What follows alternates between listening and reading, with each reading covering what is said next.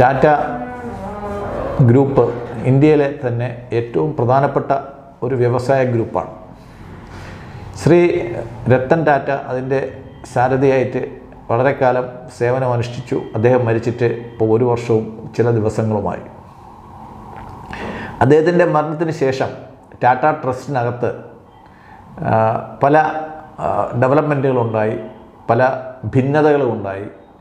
അത് ഇപ്പോൾ പൊതു ഇടത്തിലേക്ക് വന്നിരിക്കുകയാണ്. പ്രധാനമായിട്ട് സംഭവിച്ചിരിക്കുന്നത് ടാറ്റയുടെ വിശ്വസ്തനായിരുന്ന ശ്രീ മെഹ്ലി മിസ്ത്രി ടാറ്റ ട്രസ്റ്റിൽ നിന്നും പുറത്തു പോയിരിക്കുകയാണ്. ടാറ്റ ഗ്രൂപ്പിൻ്റെ ഹോൾഡിംഗ് കമ്പനി എന്ന് പറയുന്നത് ടാറ്റ സൺസാണ്. ടാറ്റ ഗ്രൂപ്പിൻ്റെ എല്ലാ കമ്പനികളുടെയും ഹോൾഡിംഗ് കമ്പനി എന്ന് പറയുന്നത് ടാറ്റ സൺസാണ്. ടാറ്റ സൺസ് ഒരു അൺലിസ്റ്റഡ് കമ്പനിയാണ്. ടാറ്റ സൺസിലെ 66% ഓഹരികൾ സർ ദൊറാബ്ജി ടാറ്റ ട്രസ്റ്റിനും സർ രത്തൻ ടാറ്റ ട്രസ്റ്റിൻ്റെയും കീഴിലാണ്.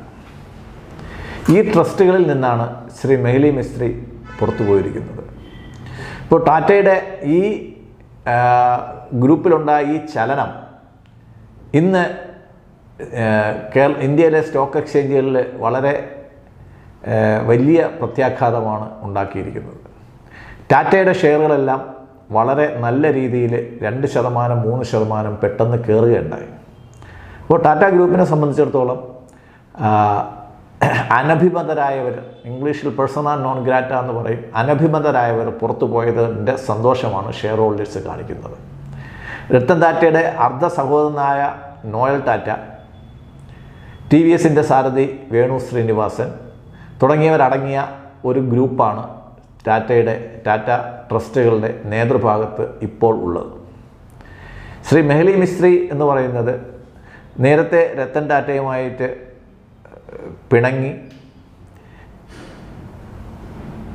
ടാറ്റ ഗ്രൂപ്പിൻ്റെ ചെയർമാനായിരുന്ന ശ്രീ സൈറസ് മിസ്ത്രിയുടെ ബന്ധുക്കളാണ്. അദ്ദേഹം സൈറസ് മിസ്ത്രി ടാറ്റ ഗ്രൂപ്പിൻ്റെ ചെയർമാൻ സ്ഥാനത്ത് നിന്ന് പുറത്തു പോകേണ്ടി വന്നു. ശ്രീ രത്തൻ ടാറ്റ ഇടപെട്ടതായിരുന്നു കാരണം.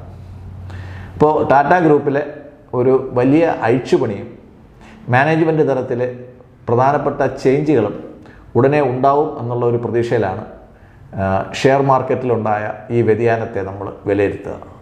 ടാറ്റ ഗ്രൂപ്പിന് നല്ല രീതിയിലോട്ട് വരട്ടെ എന്ന് ആശംസിച്ചുകൊണ്ട് നമുക്ക് ഈ വീഡിയോ നിർത്താം. നന്ദി, നമസ്കാരം.